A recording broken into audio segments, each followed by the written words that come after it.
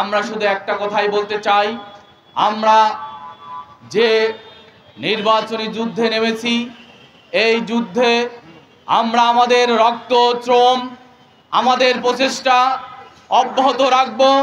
আজকে যারা আমাদেরকে নিয়ে বিভিন্ন চোখ রাঙানি দেয়, আমাদের পোস্টার ছিঁড়ে ফেলে এবং আমাদের নিয়ে নানা ষড়যন্ত্রে লিপ্ত, আমরা তাদের সেই রক্ত চক্ষুকে পরোয়া করি না। এবং আমরা দুর্বার আন্দোলনের মাধ্যমে ছাত্র জনতা যেভাবে ফ্যাসিস্ট হাসিনাকে বিদায় করেছে, আগামী জাতীয় সংসদ নির্বাচনে কেউ যদি ফ্যাসিস্টের রূপ নিয়ে নির্বাচনকে বানচাল করার ষড়যন্ত্র করতে আসে, আমরা ঠিক একই কায়দায় এদেশের জনতার সাথে প্রতিহত করব ইনশাআল্লাহ। তাই বলতে চাই, ঢাকা সংসদীয় আসনের যারা ডক্টর অ্যাডভোকেট হেলালকে ভালোবাসেন, আপনাদের নৈতিক দায়িত্ব যারা আমাদের প্রতিহত করতে চায় তাদের বিরুদ্ধে দুর্বার আন্দোলন গড়ে তুলতে হবে।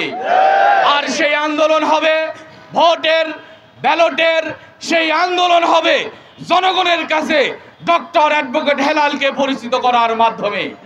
আসুন আমরা সেই প্রচেষ্টা অব্যাহত রাখি এবং আমরা বিশ্বাস করি ঢাকা আসন দাঁড়িপাল্লার জয় হবে ইনশাআল্লাহ।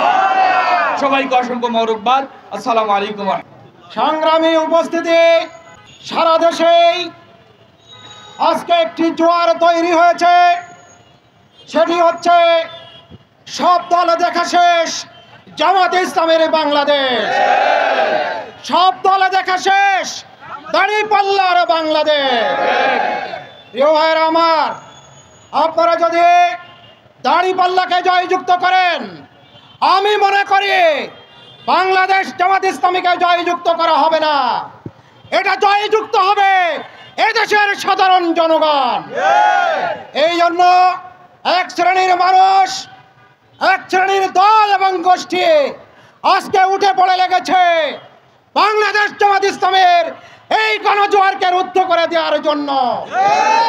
কিন্তু এদেশের মানুষ ঈশার নামাজ পড়ে ঘুমাতে যায়, আসসালাতু খায়রুম মিনান নাওম, এই ধ্বনিতে এদেশের মানুষের ঘুম ভাঙে। এদেশের মানুষ খান জাহানের উত্তর সুরে, শাহজালালের উত্তর সুরে, শাহ মাকদুমের উত্তর সুরে। এই জন্য ইসলাম নিয়ে যদি কোনো সিনেমিনি খেলা হয়, এদেশের তৌহিদি জনতা এটাকে বরদাস্ত করবে না। প্রিয় ভাইরা, তারা যখন জামাত ইসলামের সাথে নিয়মতান্ত্রিক গণতান্ত্রিক পন্থায় পারছে না, তখন তারা ওই শেখ হাসিনার ফ্যাসিস্ট কায়দায় তারা আগামী দিনে ক্ষমতায় যাওয়ার ষড়যন্ত্র করছে। কিন্তু নতুন করে এই বাংলাদেশে আর কোনো হাসিনার জন্ম হবে না। আগামীতে আপনারা আসুন, দাঁড়িপাল্লাকে জয়যুক্ত করুন, তাহলে ক্ষুধা দারিদ্র্যমুক্ত সমৃদ্ধির উন্নয়নের বাংলাদেশ আগামী দিনে উপহার দেওয়া সম্ভব হবে ইনশাআল্লাহ।